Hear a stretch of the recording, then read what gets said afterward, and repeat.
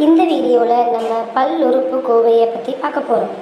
பல்லுறுப்புக்கோவைனா பிரித்து பாருங்கள் ஃப்ரெண்ட்ஸ். பல் ப்ளஸ் உறுப்பு ப்ளஸ் கோவை. பல்லுறுப்புக்கோவை என்பது பல உறுப்புகள் சங்கிலி தொடர் போன்ற இணைந்த அமைப்பு.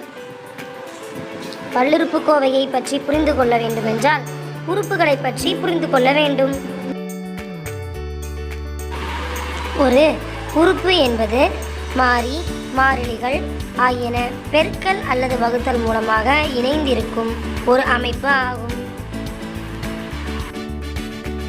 உதாரணத்துக்கு மாறி எக்ஸ்ன்னு வச்சுக்கலாம். மாறிலி 6, ரெண்டையும் பெருக்கினா 6x. இது ஒரு உறுப்பு. இது போல இன்னும் சில உறுப்புகளை பார்க்கலாம் வாங்க.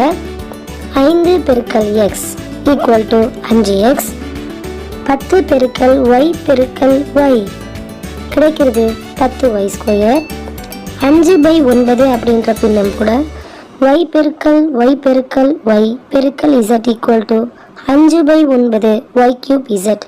இவை எல்லாமே உறுப்புகள் தான். உறுப்புகள் எப்படி இருக்குன்னு தெரிஞ்சுக்கிட்டீங்க. இப்போ பல்லுறுப்புக்கோவைகள் எப்படி இருக்குன்னு தெரிஞ்சுக்கலாம் வாங்க. இப்படி பல உறுப்புகள் சேர்ந்து தான் ஒரு பல்லுறுப்புக்கோவை உண்டாகுது. ஒரு சங்கிலி தொடர் போல இருக்கும். அது எப்படி இருக்கும் அப்படின்னு யோசிக்கிறீங்களா? அதாவது 5x², 6y², 3xy இவை 3 உறுப்புகள். இவற்றை கூட்டல் அல்லது கழித்தல் குறி மூலமாக இணைச்சா பல்லுறுப்புக்கோவை கிடைச்சிடும்.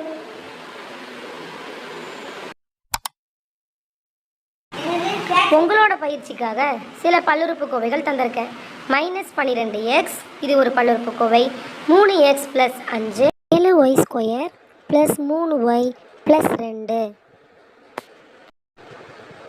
இதில் -12xல ஒரே ஒரு உறுப்பு தான் இருக்குது. எனவே அது ஒரு உறுப்புக்கோவை. 3x + 5ல் 2 உறுப்புகள் இருக்கிறதுனால அதை ஈருறுப்புக்கோவைனும், 7y² + 3y + 2ல் 3 உறுப்புகள் இருக்கிறதுனால அதை 3 உறுப்புக்கோவைனும் நம்ம வகைப்படுத்தலாம். பல்லுறுப்புக்கோவை அப்படின்றது பல உறுப்புகளை ப்ளஸ் அல்லது மைனஸ் குறி மூலமாக இணைச்சா கிடைக்கிறதுன்றத நீங்கள் இப்போது நல்லா புரிஞ்சிட்ருப்பீங்கன்னு நினைக்கிறேன்.